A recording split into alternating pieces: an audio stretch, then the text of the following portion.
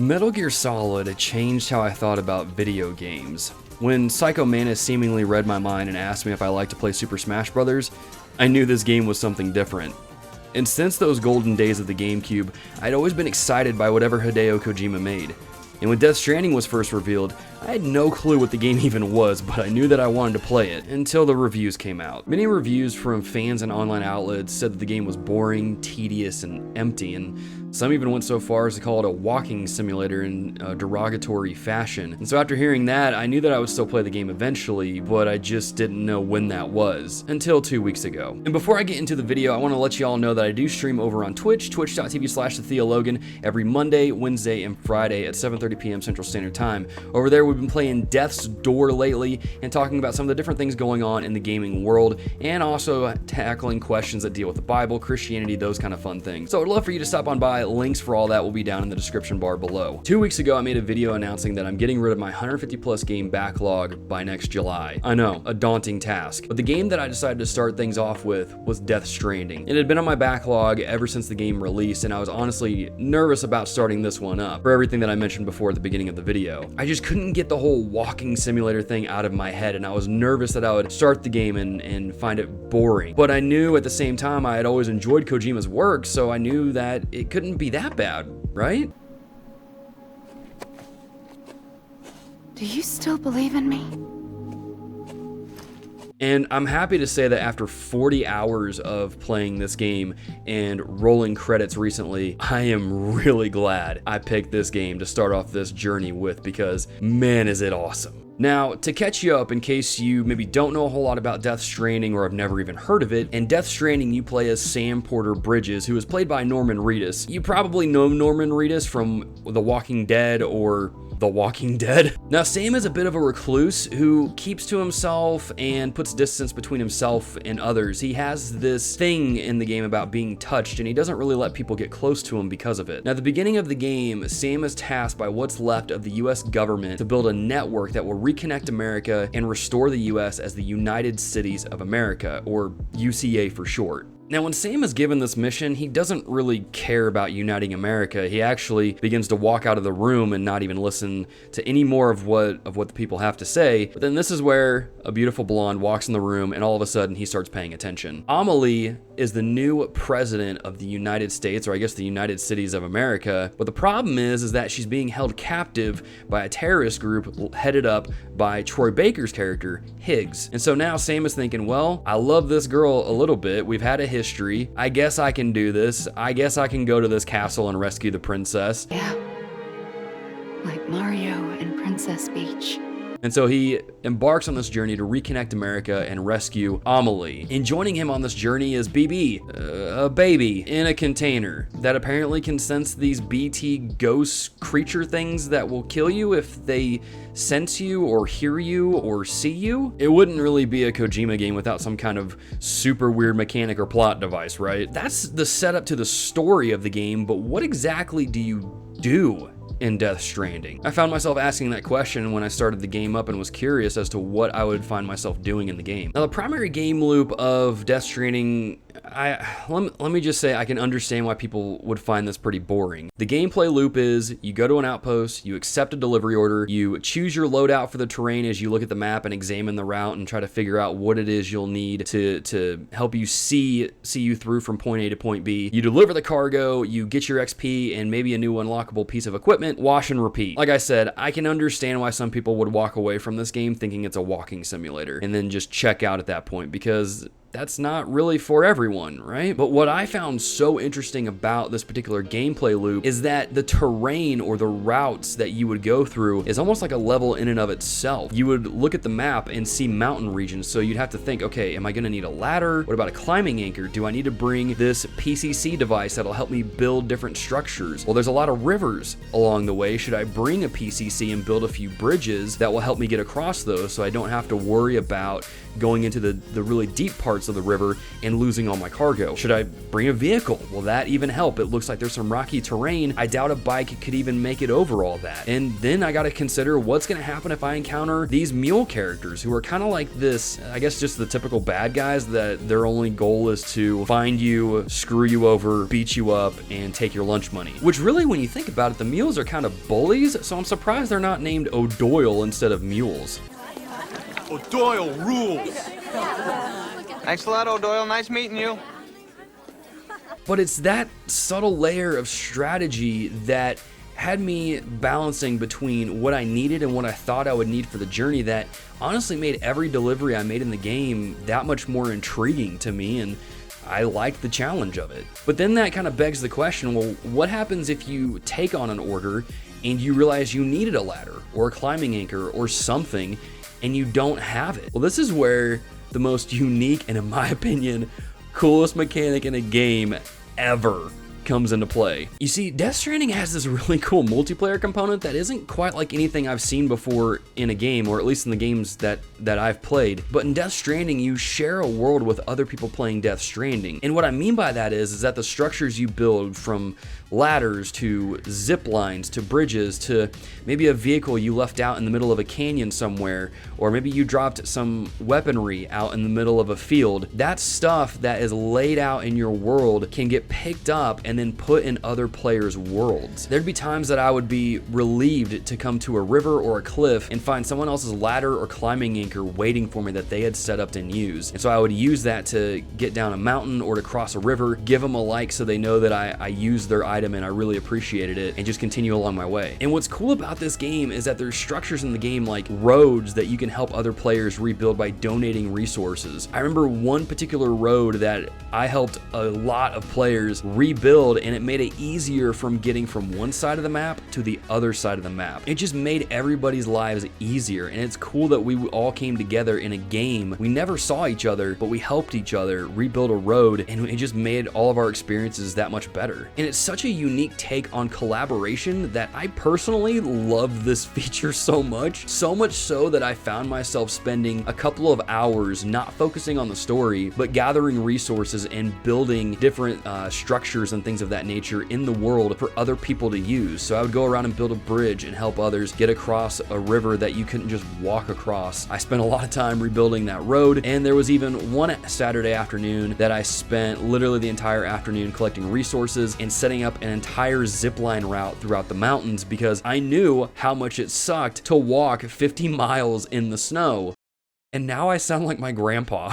And as you continue throughout the story, you'll unlock more structures and equipment that not only help you, but have the potential to help other players as well. And I don't want to spoil too much about everything that you'll unlock or the things that you'll encounter in the game, but I will say that Kojima came up with a really cool gameplay mechanic in this shared world. Now, I talked about the structure of the gameplay. Let's talk about the structure of the story. Each chapter serves as a vignette, so to speak, introducing you to each member of the cast. And these chapters carry the story along, but also give you an ample amount of time to get to know each character, which I wasn't quite sure how I would like that. I was like, am I just going to learn about the character and then the story was going to take the back seat? But Kojima found a way to blend the two to where it just works. Now, if you're a fan of anime like My Hero Academia, you're kind of used to this structure already, where some episodes will focus on a specific character and you'll learn about their abilities and their backstory and what motivates them, and at the same time it kind of pushes the main plot forward. And like I said, I wasn't sure what I would think of this structure, but I actually found myself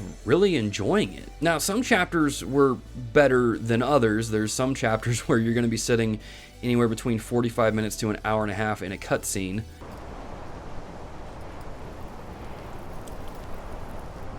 But there's other chapters where you're actually going to be actively doing stuff, so it's typical Kojima fare. But as I got introduced to all of these characters, I found myself really not hating anyone in particular. I thought all of the characters were really fascinating and interesting and well acted. And specifically, Deadman and Heartman are my two personal favorite characters in the game. They are just so charming and endearing and fascinating and really cool. If you play the game, you'll see, or if you've played the game, you know who I'm talking about. And really, when I think about it, it's all of these characters have a unique role to play in Sam's journey throughout the game. Apart from being the ones that give him the quests and delivery orders, they help him see hope and a new perspective on life. And they help them to understand what it really means to connect for someone who just doesn't connect with people. And again, I don't want to spoil too much here because I know some of you will be playing the game or are playing the game or will be playing the director's cut this fall, but I will say that it's these characters that show Sam why he needs other people. And this kind of theme we've seen before in video games. The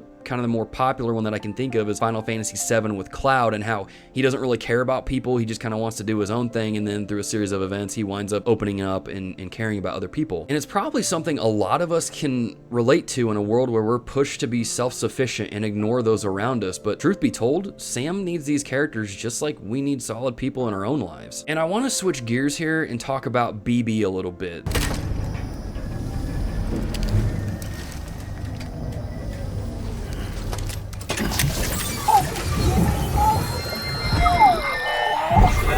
This cute little baby that you carry around with you throughout the entire game that helps you spot BTs and just kind of adds an overall sense of lightheartedness to the game when things get a little too heavy. Now, I'll be honest here and state that I don't know the full story behind the BBs or how they came to be in the world of Death Stranding. I know there was a few cutscenes that kind of explained it a little bit. There was some interviews that explained it a little bit, but I missed those, and I honestly didn't even read all of the interviews in the game. So there's some stuff I'm missing, which, to be honest, is okay because I'm pretty sure that would be spoilers too. Now, the one piece of background I can give you about BBs is that BB actually stands for Bridge Baby. And the reason they're called Bridge Baby is because the baby is actually in between the world of the living and the dead. Again, it wouldn't be a Kojima game without some super weird sci-fi thing going on. Now, in the game, BBs are referred to as equipment or tools for delivery people or military to use to spot BTs and avoid them whenever they're out and about. And it was really weird to hear characters like Deadman refer to BB as a tool or a piece of equipment. It's just really dehumanizing. But this is where the subtle pro-life themes of the game sneak in. You see, the further you get into the game, Sam actually begins referring to BB as more than just a tool. He starts calling the BB a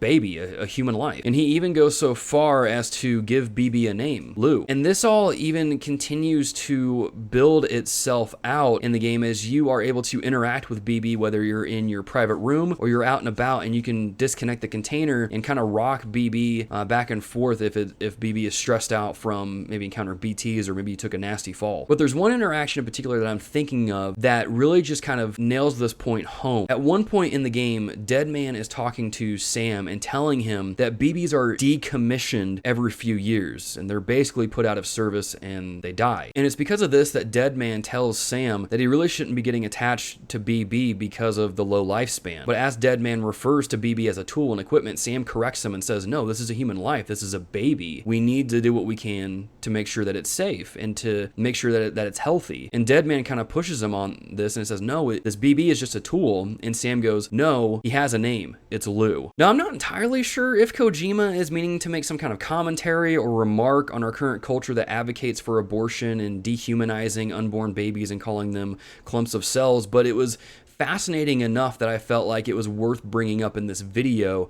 And in my opinion, it elevates the game in its storytelling nuance and how it affects how the player reacts and relates to BB. And really, it's this idea of pro-life and giving every life a sense of value and dignity that I think really elevates what the game's core even is. It's about us, you, me, humanity as a whole. I mean, if you look at our current climate here in the States, we're so divided. We're so quick to write people off for just having a different opinion than us. But BB is more than just a tool in the game, and the people that we engage with on social media are more than just pixels. While I was playing Death Stranding, I helped NPCs and other players regardless of their beliefs or where they came from and so on. And other players helped me not knowing kind of where I stand on different issues. And they've helped me in ways that they probably never even knew that they did. Isn't that kind of like life? This is why I think the remarks about this game just being a walking simulator are so wrong. I think Death Stranding is much more than that. I think Death Stranding is a mirror that forces us to examine ourselves and how we interact with one another. It helps us see what it looks like when we put our differences aside and work together. What other game helps us see that sort of thing in such a profound and unique way?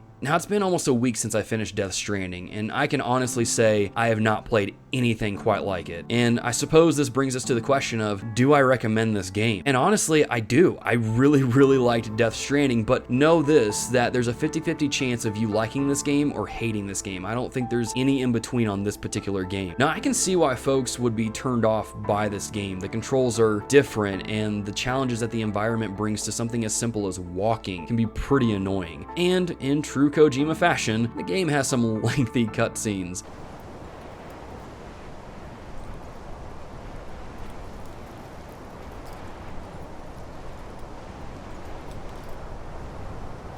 Especially at the end, towards the end of the game, where I found myself sitting through an hour-long cutscene. And you'll probably be as lost as I was at the start of the story, and you'll be trying to piece everything together, only to realize that you're missing pretty much the entire box of puzzle pieces, and so you might as well not even try to piece together the story in the first few chapters. We'll explain everything, I promise. But first, you should rest. All right? And also, the combat is really not the best, at least in the first half of the game, to the point where I tried to avoid it at all costs, but because I'm also bad at stealth, I found myself fighting my way out of a few different situations. Okay, maybe a lot of situations. But personally, I really, really enjoyed Death Stranding, and I honestly wish I would have played this game sooner. Now, the Director's Cut releases later this fall, and it promises to bring some improvements to the combat, some additional equipment and resources to help aid you in your deliveries, and there's a lot more content coming that I believe is going to help make the game more accessible to new players. And as a bonus, if you already own the game and it's been sitting in your backlog for as long as it has in mind, the Director's Cut content is only a $10 upgrade, so it's worth checking out. And personally, I know I'll be picking up the Director's Cut because I want to try out the new content and also kind of want to play through the game again, which is weird to say, but I enjoyed it that much. And so I'm curious, if you end up playing the game, or maybe you're playing it now or you've played it already, let me know what you think of the game down in the comments below.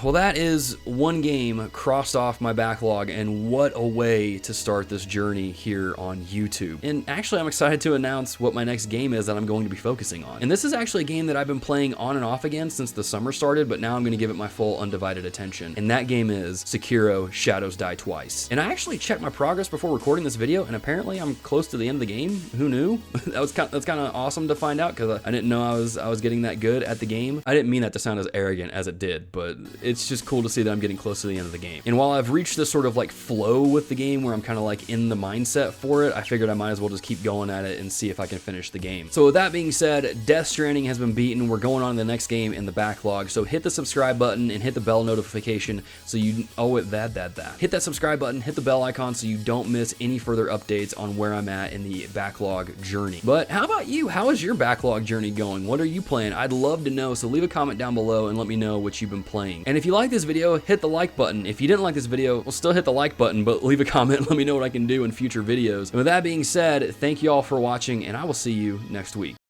Now, Sam is an interesting character in that he doesn't really care about this mission at the start.